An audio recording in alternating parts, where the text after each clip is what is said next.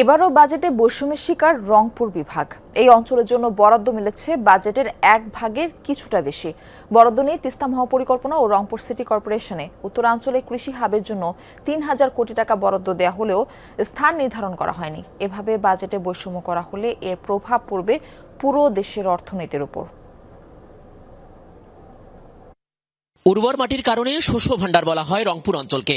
ধান, আলু, আম, গম, ভুট্টা স্থানীয় চাহিদা মিটিয়ে সরবরাহ করা হয় দেশের বিভিন্ন জেলায়। কৃষিতে স্বয়ংসম্পূর্ণ হলেও বাজেট বরাদ্দে বরাবরই বৈষম্যের শিকার উত্তরের এই জনপদ।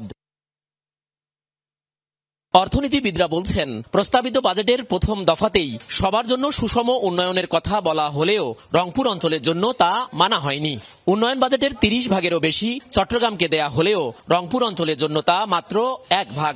ইকুইটি না দেয়া হলে পরিস্থিতির উত্তরণ সম্ভব নয় বলছেন অর্থনীতিবিদরা।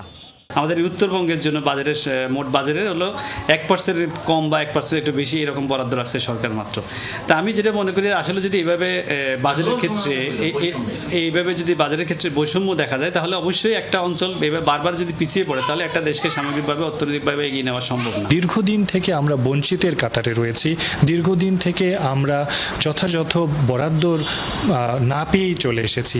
সেই ক্ষেত্রে আমাদের জন্য আরও বিশেষ বরাদ্দ, অর্থাৎ আমরা ইকুয়ালিটির চেয়ে ইকুইটিটাকে প্রাধান্য দেবার কথা বলছি। এবার দেশের ইতিহাসে সর্ববৃহৎ প্রস্তাবিত এই বাজেটে এই বিভাগের জন্য নতুন শিল্পাঞ্চল, বিশেষ অর্থনৈতিক অঞ্চল, চিনিকল পুনরায় চালু করা কিংবা রেল ও সড়ক যোগাযোগের বৃহৎ প্রকল্পের সুস্পষ্ট ঘোষণা নেই।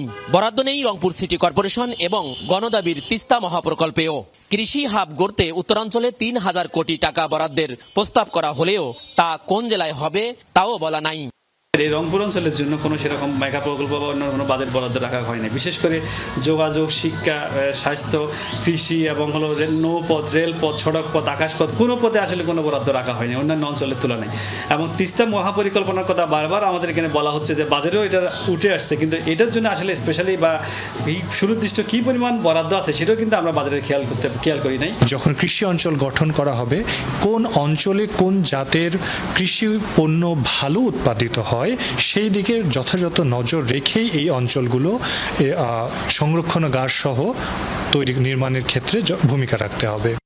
শুধু নির্বাচিত সরকারই নয়, গেল অন্তর্বর্তী সরকারের 18 মাসে উন্নয়ন প্রকল্পে প্রায় 2,12,500 কোটি টাকা বরাদ্দের মাত্র 2.4 ভাগ ছিল রংপুর বিভাগের জন্য।